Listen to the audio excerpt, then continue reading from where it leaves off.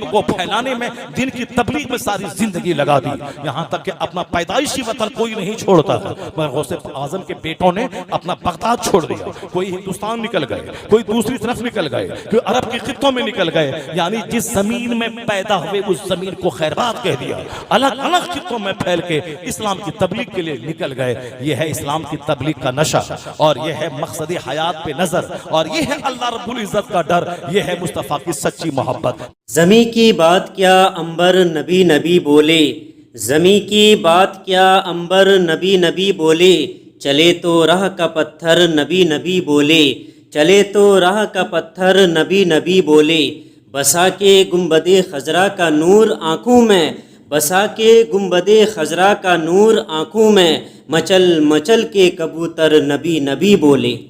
دوستو، امید ہے کہ آپ سب اللہ پاک کے فضل و کرم سے شاد و آباد ہوں گے، اچھے ہوں گے، ٹھیک ہوں گے۔ اللہ پاک ہم سب کو اپنے حفظ و امان میں رکھے، اور ہم سارے مسلمانوں کو اللہ پاک نماز پنجگانہ پابندی سے ادا کرنے کی توفیق عطا فرمائے، سیرت مصطفیٰ پر زندگی گزارنے کی توفیق عطا فرمائے۔ مولا تبارک و تعالی عالم اسلام کی حفاظت فرمائے۔ دوستو، زندگی میں کامیابی کیسے حاصل کرے؟ تو آپ تمامی دوستوں سے گزارش ہے کہ مفتی ڈاکٹر شہریار رضا صاحب کے اس خوبصورت بیان کو سن کر آپ تمامی حضرات اپنی زندگی کو خوبصورت بنا سکتے ہیں۔ جی ہاں دوستو، بہت ہی خوبصورت بیان ہے، اور آپ سب سے گزارش ہے کہ روزانہ نئے نئے بیانات کو سننے کے لیے آپ سب مجھے لازمی فالو کیجئے، ویڈیو کو بھی لائک کر دیجئے، اور دوستو اس بیان کو ثواب کی نیت سے دوسروں تک ضرور پہنچائیے۔ آئیے سنتے ہیں قرآن و حدیث کی روشنی میں مفتی ڈاکٹر شہریار رضا صاحب سے یہ بہت ہی عمدہ اور خوبصورت بیان۔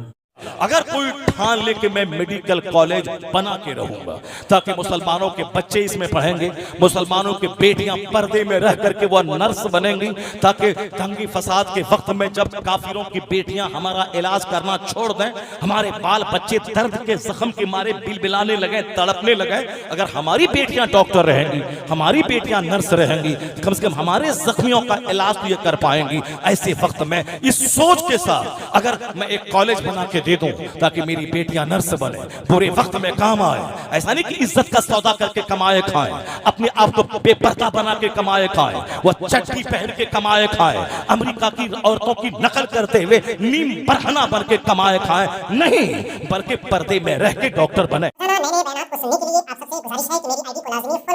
پردے میں رہ کے نرس بنے تاکہ قوم کی خدمت کرے، سماج کی سیوا کرے۔ ایسا کرنے میں کون منع کر سکتا ہے؟ جب پردے میں رہ کے ایک عورت عالمہ بن سکتی ہے، اپنی عزت کی حفاظت کر کے ایک عورت ڈاکٹر کیوں نہیں بن سکتی ہے؟ وہ نرس کیوں نہیں بن سکتی ہے؟ البتہ عزت کا سودا کر کے نہیں، عزت کا تحفظ کر کے، عزت بچا کے ایسا کام کر سکتی ہے۔ میں کہنا چاہتا ہوں اس بندے نے ٹھان لیا کہ مجھ کو میڈیکل کالج بنانا ہے، چاہے بھیک مانگنا پڑے، چاہے دوسروں کے سامنے در در کے ٹھوکریں کھانا پڑے، چاہے آدمی دو چار تماچا مارے پھر بھی مجھ کو اس کے پاس جانا پڑے، وہ مجھ کو دھتکار کے دروازے سے بھگا دے پھر بھی چندہ لینے کے لیے جانا پڑے۔ اگر یہ جنون سما لے گا، یا تو میڈیکل کالج کی راہ میں میری جان چلی جائے، میں مر جاؤں، یا پھر میڈیکل کالج بن کر کے تیار ہو جائے، اگر یہ جنون چڑھا لیتا ہے وہی بندہ سکسیسفل اور کامیاب ہو جاتا ہے۔ کیونکہ بڑا پلان لے کر جانے کے لیے جنون چاہیے، اور بڑا پلان لے کر جانے کے لیے عشق چاہیے، بڑا پلان لے کر جانے کے لیے آگے پیچھے کچھ نہ سوچے، پلان اچھا چنے، اچھا گول بنائے، اچھا مقصد بنائے، پھر اس مقصد کو حاصل کرنے کے لیے ساری انرجی لگا دے۔ دوستو، روزانہ مفتی ڈاکٹر شہریار رضا صاحب کے نئے نئے بیانات کو سننے کے لیے میری آئی ڈی کو لازمی فالو کیجیے۔ آج جو مسلمانوں کے بچے در در کی ٹھوکریں کھا رہے ہیں، غیر ضروری چیزوں میں لگے ہوئے ہیں، یا رجنی گندھا کے پیچھے لگے ہیں، کیوں؟ اس کا کوئی ایم نہیں ہے، یا دن بھر بیٹھ کے کیرم بورڈ کھیلے، جو اس کا پلان نہیں کہ میں کیوں پیدا ہوا ہوں، مجھ کو زندگی میں کیا کرنا ہے، زندگی میں کیا کرنا ہے، اب مرنے کے بعد کے لیے کیا کرنا ہے، پتہ نہیں تو کسی نے بھی دماغ میں بیٹھا دیا ہے کہ کیرم بورڈ کھیلتے رہو، فٹ بال کھیلتے رہو، کرکٹ کھیلتے رہو، ناچتے گاتے رہو، سائلنسر ہٹا کے جلوس میں ہلڑ بازی کرتے رہو، جنت تو تیری پکی ہے، جنت تو تیرے باپ کی جاگیر ہے، جنت تو مل ہی جائے گی۔ یا کسی نے بتا دیا ہے کہ پیر صاحب جنت لے کے چلے ہی جائیں گے، نہیں ہوتا ہے ایسا میرے لال۔ کیوں؟ غوث اعظم اولیاء صالحین کے سردار ہے، غوث اعظم ولی نہیں ولیوں کے سردار ہے، غوث اعظم پیر نہیں بلکہ پیروں کے پیر ہیں۔ ہمارے جتنے سلسلے کے پیر ہیں وہ سب کے سب غوث اعظم کے فیضان سے ہی مالا مال ہو رہے ہیں۔ تو غوث आजम रज़ी अल्लाह ताला अन्हु जो माँ के पेट से वली बन के पैदा हुए थे, उनको 40 बरस तक इशा के वजू से फजर पढ़ने की क्या जरूरत थी? गौसे आजम को 15 साल तक एक पांव पे खड़े होकर रात भर में पूरा कुरान खत्म करने की क्या जरूरत थी? उनको आलिम, हाफिज, कारी, मुफ्ती सब बनने के बाद दरख्त के पत्तों और जंगल के दरख्तों के लकड़ियों को चबाने की क्या जरूरत थी? वो गिरी पड़ी जंगल की सब्जियां खा के जान बचा के सिर्फ इबादत में महव रहने की क्या जरूरत थी?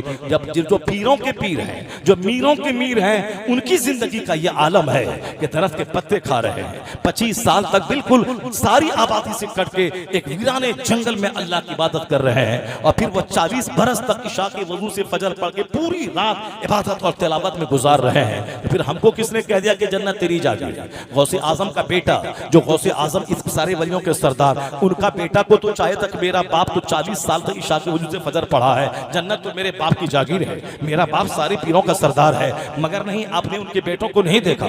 उनके बेटों की कहानी यही है, उनके बेटे बाप को देखते थे, उनके बेटे भी रात रात भर नमाज पढ़ते थे, उनके बेटे भी मोटा छोटा पहनते थे, उनके बेटे भी रूखा सूखा खाते थे, उनके बेटे भी इल्म हासिल करने में और इल्म को फैलाने में, दिन की तबलीग में सारी जिंदगी लगा दी। यहाँ तक कि अपना पैदाइशी वतन कोई नहीं छोड़ता था, मगर गौसे आजम के बेटों ने अपना बगदाद छोड़ दिया। कोई हिंदुस्तान निकल गए, कोई दूसरी तरफ निकल गए, कोई अरब के खित्तों में निकल गए, यानी जिस जमीन में पैदा हुए उस जमीन को खैरबाद कह दिया। अलग अलग खित्तों में फैल के इस्लाम की तबलीग के लिए निकल गए। ये है इस्लाम की तबलीग का नशा, और ये है मकसद हयात पे नजर, और ये है अल्लाह रब्बुल इज्जत का डर, ये है मुस्तफा की सच्ची मोहब्बत। दीवाना मोहब्बत की हकीकत मैं बताता हूँ, दीवाना हूँ मोहब्बत की हकीकत मैं बताता हूँ, दीवाना हूँ मोहब्बत की हकीकत मैं बताता हूँ। नबी की याद आती है, मैं सब कुछ भूल जाता हूँ। नबी की याद आती है, मैं सब कुछ